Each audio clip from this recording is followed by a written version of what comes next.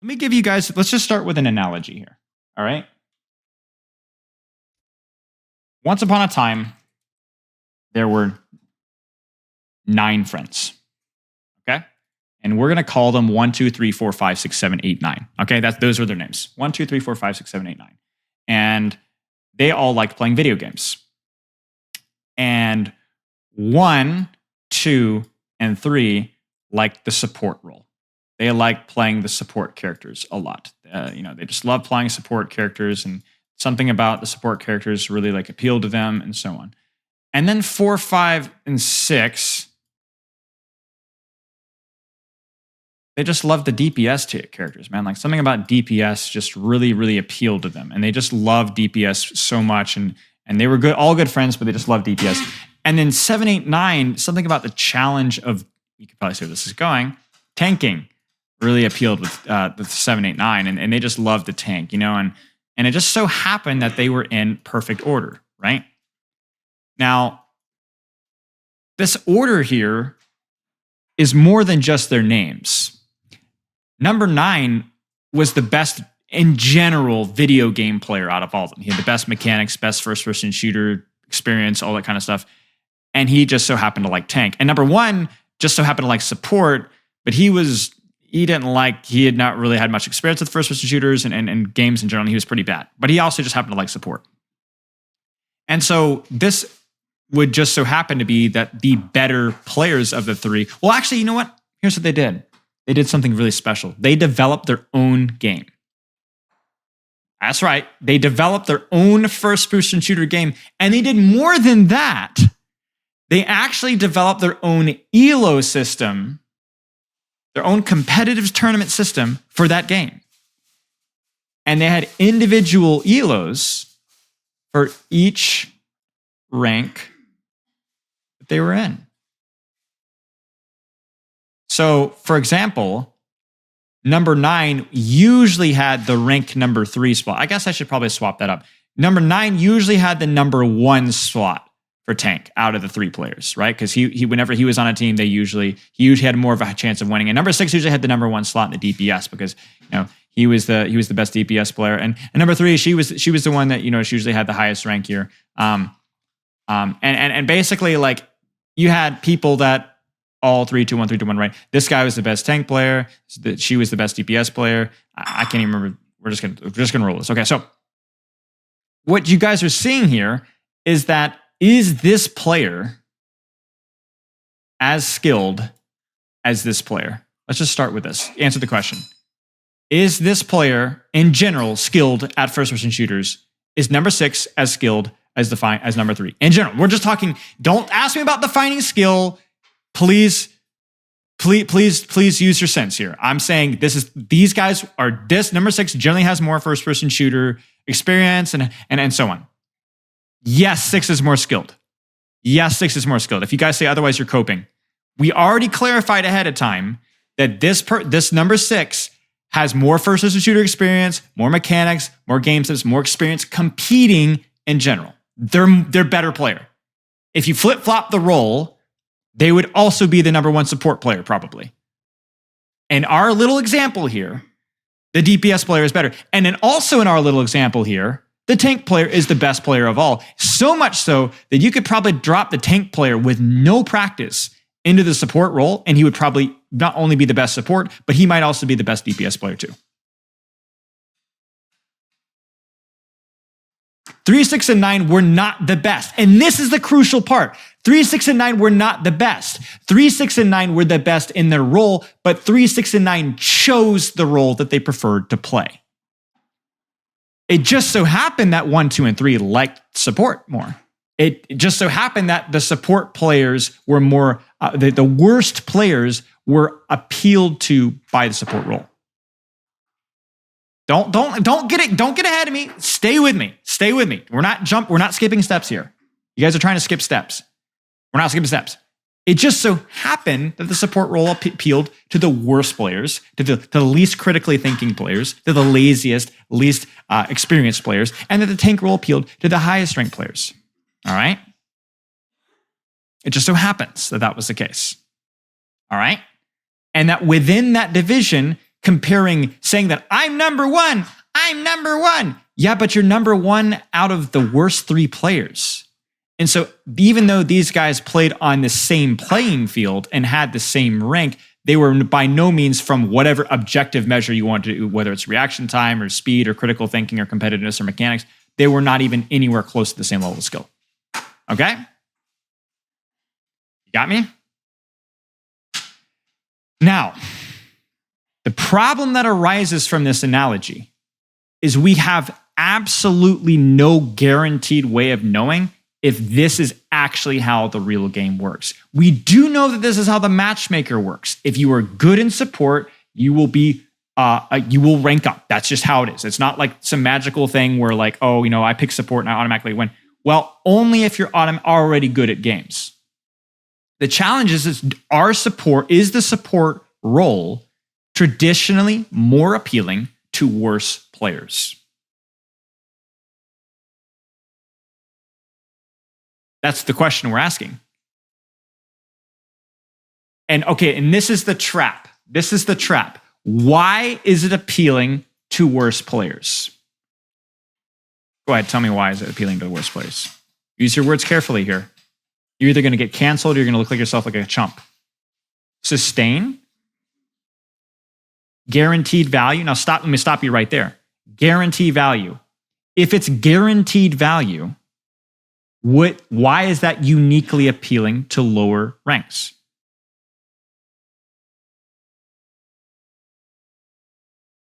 You say lower mechanically demanding, but wouldn't that just mean that anybody, a DPS or a tank that plays support, would instantly crowd out all the other support players?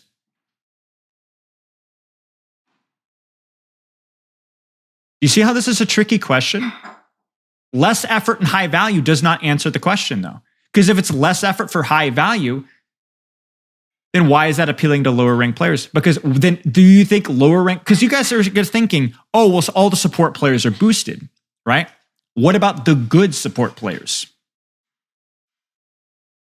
What about all the DPS and tank players are 6s and 9s that then go play support?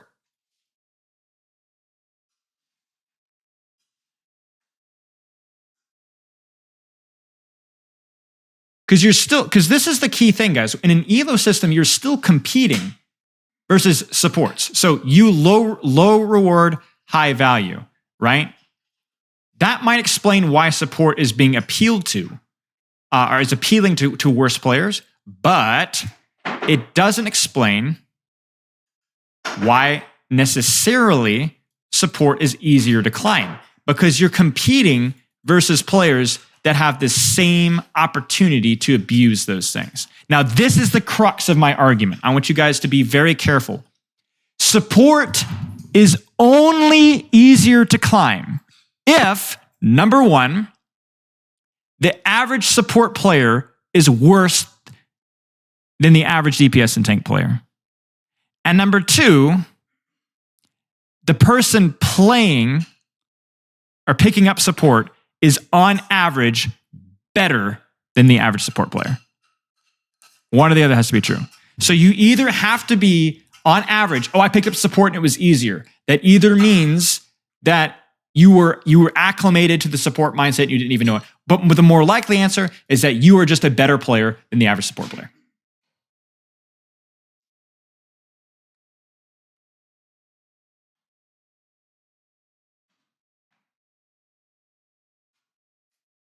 Why wouldn't it explain that? You climb because a marginally better support is getting that high value more consistently. Yes, but you're still competing versus other people.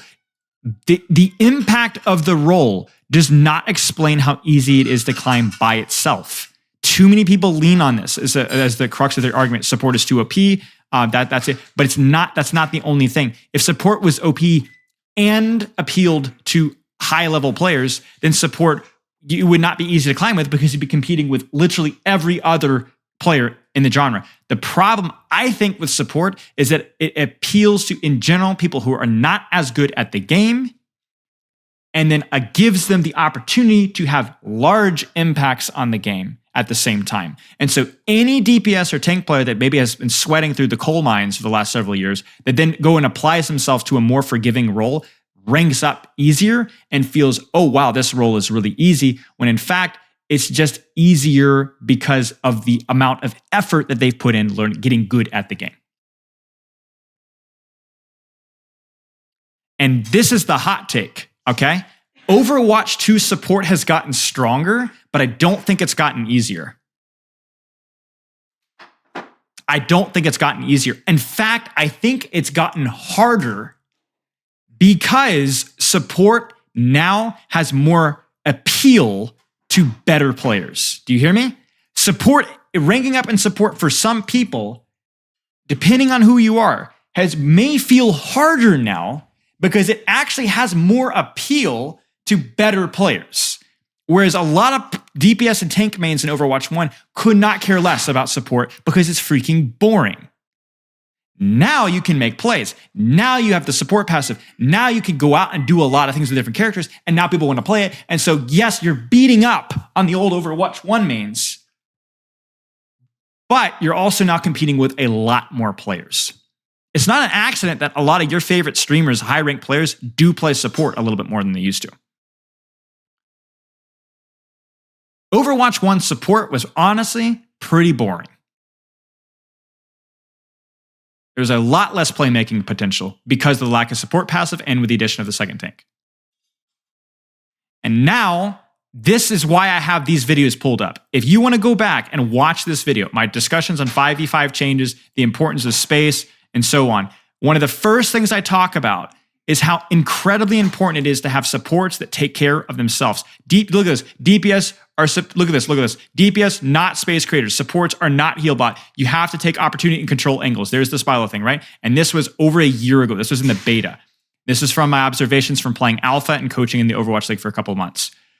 I'm not the only one, though. I'm not the only one. Egoist Cat, a great coach, talked about this as well. Why supports are struggling. The death of the anchor. So usefulness of the new passive. Supports and tanks, taking angles, making plays. Freedom of supports in Overwatch 2. He even has a video, I think before or after this talk, showing him being very proactive.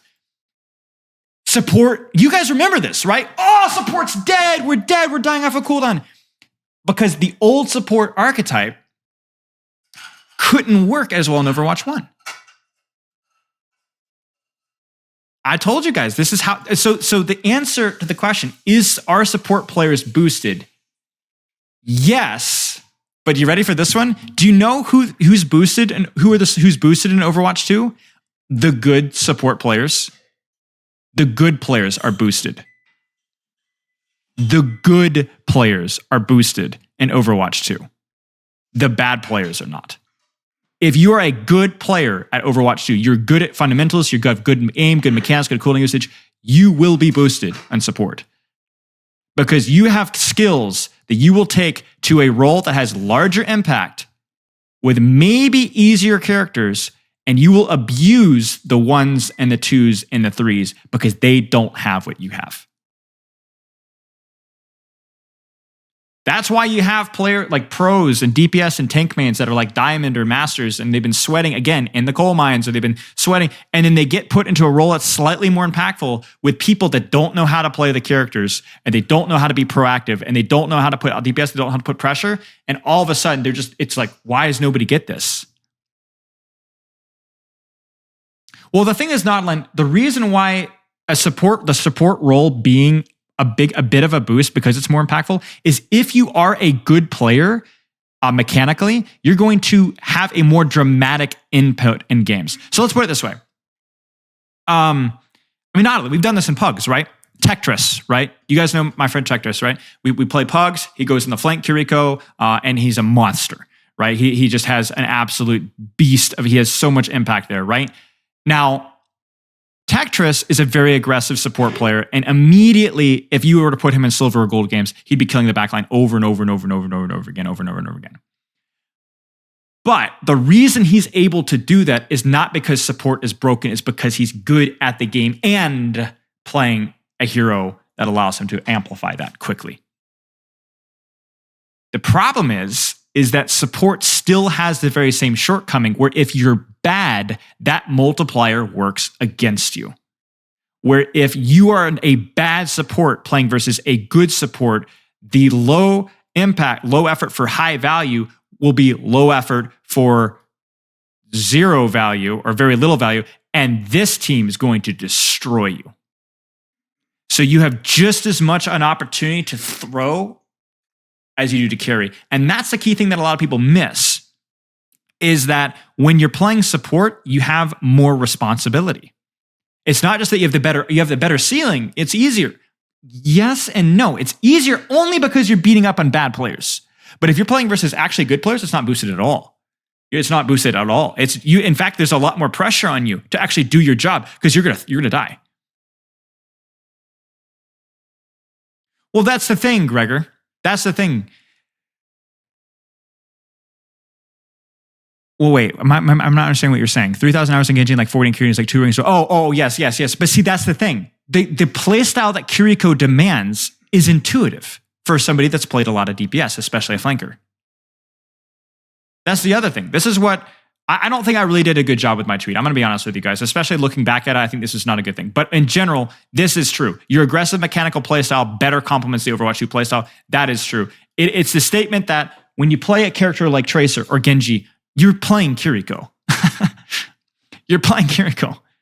Now Kiriko is in many ways a lower risk, almost as high of a reward flanker. But again, that also cuts both ways. Gregor, you of all people would know this. How many games, and I'm going to pat my ego here for just a second. How many games with me on Ana or me on Zen have you gone, thank goodness Spilo's on support and not Tetris, and we're playing versus Tetris, and Tetris is the reason that they lose?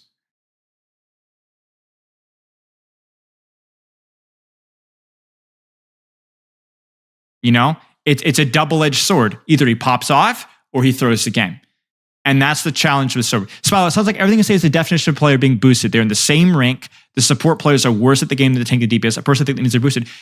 Yes, they're boosted, but boosted is but only a percentage of the population is boosted, right? Only a percentage that came into that role with the skills demanded. And if you come into that role without the skills demanded, so this is why I'm talking about this. I'm not necessarily disagreeing that support needs a tweaking, right? But I do think, I don't think any one role should have that much responsibility. But I do think that the statement that you just play support, you'll win easier, is not necessarily true. You need to have that transferable skill to begin with. And in many ways, starting off playing support, unless you've got somebody like me or Awkward giving you a kick in the pants, you might actually be worse at support in the long run because it doesn't necessarily, it's not as obvious that that's what you need to be doing.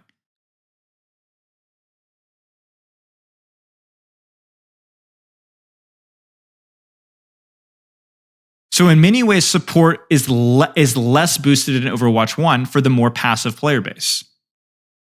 Like you can heal bot in Overwatch 1 and not die, and it would be easier. I have worked with a lot of support players that have struggled in Overwatch 2.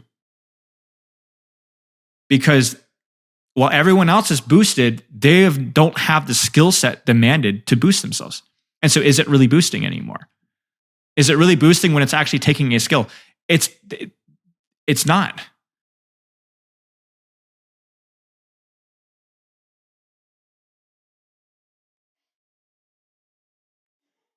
Do I hate or like Awkward? Geez, guys, it's almost like there's a nuance. I don't hate Awkward at all. Just to be very clear, I don't hate Awkward at all. I don't always disagree with all of his advice, but I don't hate Awkward at all. I'm a little bit confused at what you mean boosted in this context. Right. We don't even know what boosted means. Boosted, I would say, is where you are not actually that good. You're being inflated by undeservedly. Undeservedly. Let me give you guys an example. Everyone picks Malga, and all the Malga players just climb, right? Because the character's good. But wait, stop. Why are you climbing if everyone's playing Malga? You're playing versus another broken tank. The reason you're climbing is because there's a certain population, 40%, let's say, randomly, of based tank mains that are refusing to play Malga.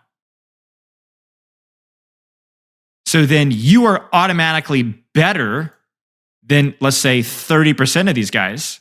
And so you climb up a decent chunk because you're playing the broken character. You won't climb all the way to top 500 if you're, let's say, Diamond or Masters. Not likely. You might climb a rank until the nerfs come in. If it's always mirrored, so that's the question. Is it possible for the role to be boosted then since it's always mirrored? Yes, it is, because, and this goes back to my very first point, if the role attracts to more passive, easier, less skill-inclined people, then yes, you could be boosted in the role. Let me give you an example. Who plays not Candyland's a terrible example. Who plays Connect 4? Children, right? Mostly children, and sometimes me, okay? If there was a Connect 4 tournament for children, and you went and competed in that Connect 4 tournament, you would absolutely probably wipe the floor with most of them, right? Like 7 and 8-year-olds, okay? You're boosted. Kind of. You're just smarter than they are. It's just what the game, the demographic that the game appeals to. But then if you were to go play in a Scrabble tournament, for example, you would get destroyed because it's the type of person that the role appeals to.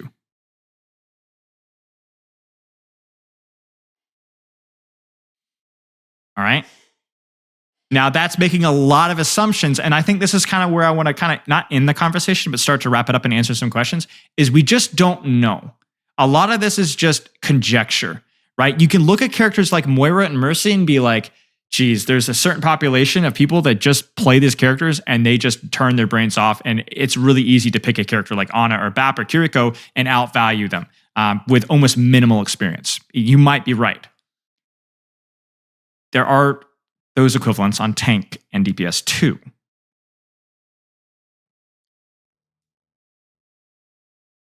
When people say that support is boosted and then say that, oh, it's because all these support characters are strong, they are, and let me repeat, idiots. You hear me? That they're changing the definition of the word mid-argument.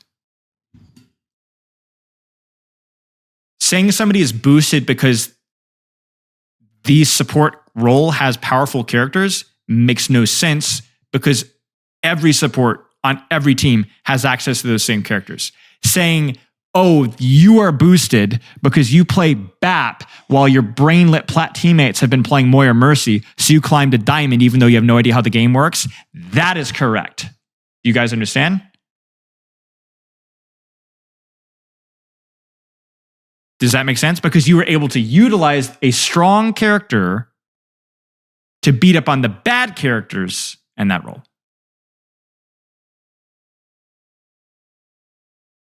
Arietta. By the way, guys, this is the famous Arietta I was talking about earlier. Hello, Arietta. Yeah. What if I play Zen only and climb? Well, that's the question. Is Zen disproportionately powerful, more powerful than other supports? Seriously, chat, what is your opinion? Is Zen disproportionately more powerful than other supports? Maybe? No? Don't think so. I don't think so. So no, you're not boosted.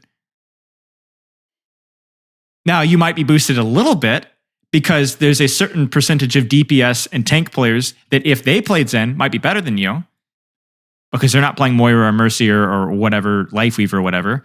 But I think that percentage is small enough to consider yourself not boosted.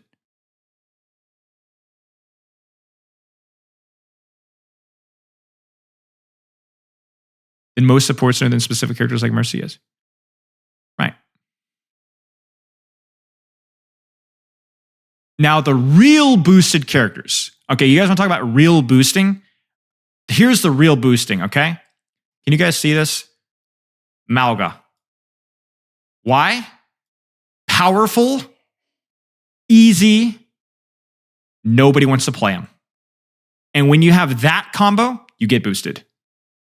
Because even though he's powerful and easy, right? Everyone should be able to play Malga, but people don't want to. So again, you beat up on the people. You abuse others, even though you put in the same little effort. Malga, you're boosted. If they were to buff Moira out the wazoo and she was to be unbelievably strong, you'd be boosted. Why? Again, there would be a very large percentage of people that would refuse to play Moira and lose a lot of games because of it. And you, even though you're bad, you'd play Moira and you'd play her. And because you enjoyed playing Moira, you'd win a lot of games. Brig abusers in Overwatch 1, right? There were a lot of people that just did not want to play Brig. And so Brig abusers went up and other players went down. Bastion. Very easy to play. Very impactful, or especially not too long ago. And a lot of people did not want to play Bastion. You're boosted. That's the definition of boosting. But do you see how very specific of a brush we have to paint? Because otherwise it's logically unsound.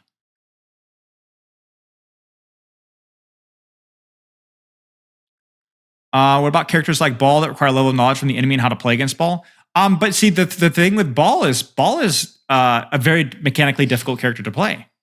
So if you achieve a high level on Ball, I mean, look at a guy. Look at Chasm. You guys know Chasm, right? Right? Probably the best Ball in the game right now, or certainly one of the top two. Maybe not including there's a Korean one trick. I forget his name. And the amount of game sense and mechanics that character requires means that Chasm could take and apply his skill set to any character and probably do pretty well. Now, not every character has the same skill set. That's one other last point I want to say, is that not all skill sets are alike. I noticed I put Moira here. I think Mercy is definitely an easy character, but it does require a different skill set that maybe you didn't pick up from Bastion. But Chasm will apply himself to anything and be good. So is the question, is Chasm boosted on DPS because he has an easier time maintaining top 20 on DPS than he does in tank? No, he just plays a freaking hard character that's basically running around with ankle weights and Wrecking Ball. And so then when he takes his ankle weights off and plays a role that is not as bad, he's actually performing up to his level. So is Chasm boosted on DPS? No, the frick not. He's great at DPS. He deserves it. It's the opposite in many ways. So here's what we can ask. What's this? What do we do with this information? Don't make this ever happen. Please, Overwatch 2 developers, don't make this happen. This makes a lot of people unhappy. And then one other point. I'm going to be devil's advocate for one moment, just one moment. Remember that not all skill sets are created alike. Because I know we're all tired of hearing the Mercy main say game sense and positioning. It's like, guys, you just play a character that holds left click and right click. Yes and no. There are DPS and tank mains that would not be able to boost themselves, okay, on Baptiste or Ana or whatever, if the support meta was Lucio or Brig, or even, God forbid, Mercy sometimes. They would not be able to do it. Now, if they applied themselves, so they figured out, yeah, probably. So when we talk about is support boosted, the answer is not really no. But it more is a commentary of anything of what support heroes are strong. And if those support heroes just so coincidentally happen to have a lot in common mechanically with a lot of the DPS and tank roles. And support in Overwatch 2 is not completely unique. You look at a character like Baptiste, he's just got a freaking amazing weapon. Now, you still have a little bit of a learning curve there, right? Where you have to support your tank and know when to use your lamp. But also in Overwatch 2, a lot of these CDs are not particularly hard to use. Right? You look at a character like Suzu or a character like Kiriko right now, and a lot of the complaint at higher ranks with Kiriko is that you don't have to usually save your Suzu. That's the problem, right? And that you just can use it for your own 1v1s. And the same thing applies with Baptiste cooldowns. And in many ways, the same thing applies with Ana cooldowns as well. And that's where I'm going to start going into Samido argument. I'm not going to do that. The last thing I'll say, actually, I'll say one more thing. One more thing with support is that the reason why support players often have bloated kits is because they have multiple responsibilities. both through heal / support. And when I say support, I don't mean I just mean generally doing things to enable your team directly and the damage or pressure. All right. And so when you look at a Baptiste, why does a Baptiste have a bloated kit? Well, that's a bloated question, right? But it's certainly part of the equation is because he has to do both things. He has to do both things. So if a Baptiste could only heal and not really do damage, then Baptiste would have no way of keeping himself alive at all. And so the problem is when supports do not have to heal and support and only have to damage pressure, like a Kiriko, for example, or a Baptiste in certain situations, then you start to go, oh, wow, these characters are broken 1v1. But the reason why that is a mixed bag is because you usually don't always run into them 1v1. They usually are like one eye on you, one eye on the other DPS to help them, or one eye on you and one eye on the tank. And that's where, I wouldn't say a support necessarily needs a bloated kit, but it's at least more understandable because the DPS doesn't have the same level of responsibility the support does. Now, that being said, I do think we've gone to the opposite end of the spectrum. And that's a whole discussion we'll save for another day. We've probably already had. But yeah. I think it's just very annoying to be directly confronted with a character that you don't have an advantage in a 1v1, and yet that character's role is support. The funny thing is about this is that the people that complain about this a lot, like Metro and J3, they've been around the block for a while. If they've had how many of you guys have played MMOs? How many of you guys have played MMOs before? Like World of Warcraft, Guild Wars, Elder Scrolls Online. A lot of the broken characters in PvP and MMOs are support roles. Because the support is designed in a PvE environment to have multiple responsibilities. But when you take those responsibilities away and all you have to do is just 1v1, then you have a character that has reasonable damage and insane self-survivability. And it's funny hearing these arguments coming out of like Metro and J3, they're healers, not supports. They should be too much damage and too much self-sustain, because it's the same arguments that people have when they 1v1 supports in a PvP environment. In an MMO, it's the same thing. RBI baseball count. So it's like it's an understandable thing, and I think this is where like what you'd have to do is here's what you do. People are talking about this whole DPS and tank passive. Maybe this is a sneaky way of Blizzard of taking away some of this responsibility, right? Let's just take a percentage of this away. So you don't have to heal your DPS and tank as much. Do you know what that means, guys? Do you know what this means for Baptiste and Kiriko? What does this mean? When I don't have to heal and support, I don't have to split as much of my vision. What does this mean?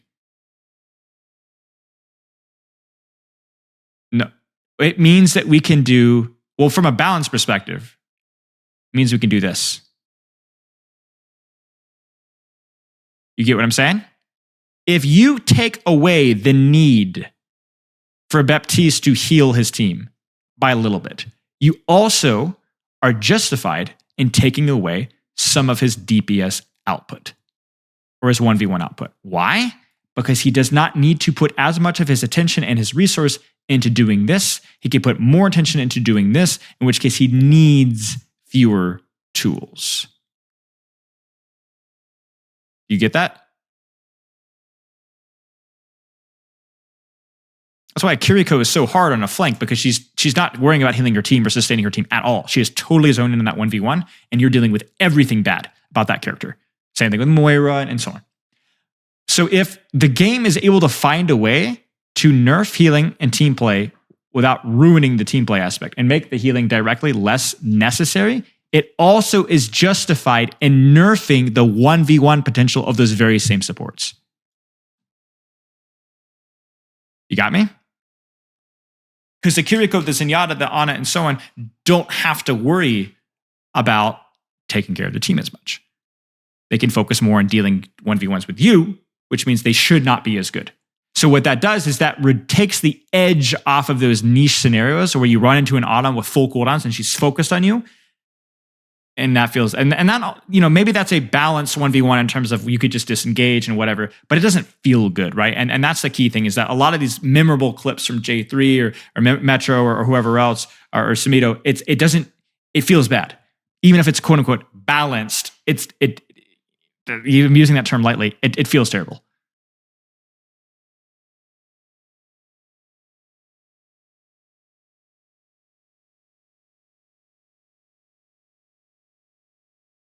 So, questions, statements, does this all make sense? I know we kind of got a little bit off topic towards the end, but I think it kind of all ties in a little bit.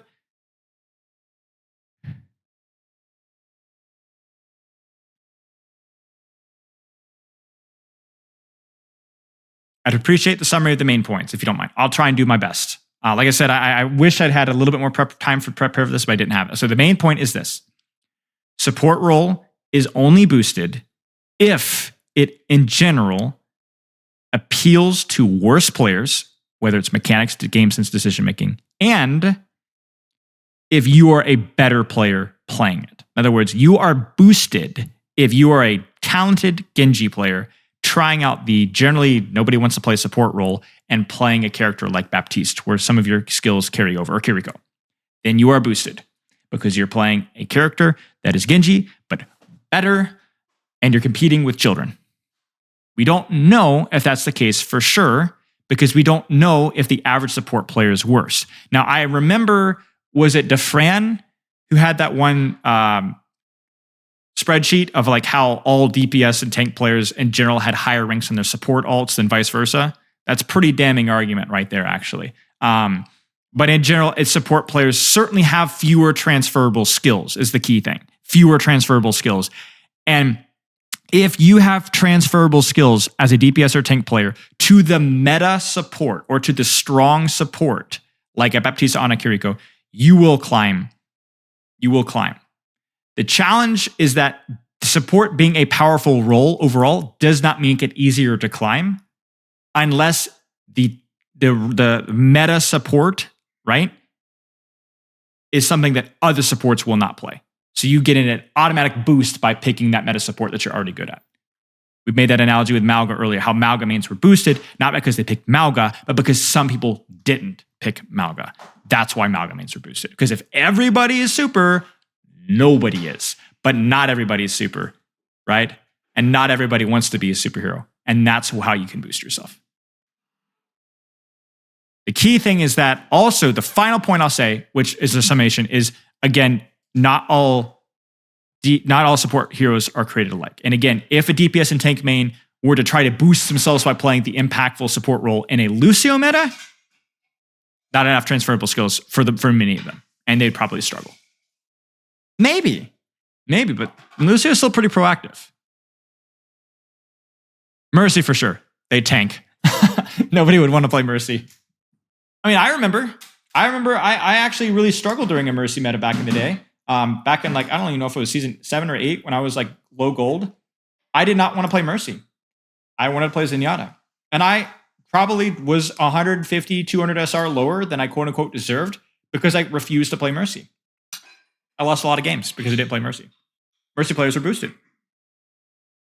Am I GM now? I haven't been GM in a long time. I haven't played seriously since 2018.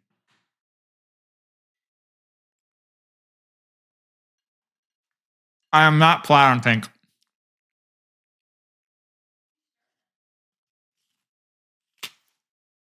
I'm only currently platinum on Doomfist, which is actually a great analogy for a point here today. Because I've had to put disproportionate amount of effort climbing on Doomfist than I would have had to for Roadhog. And there's significantly fewer transferable skills from other characters that I've played well to Doomfist. Doomfist feels like a whole new world for me.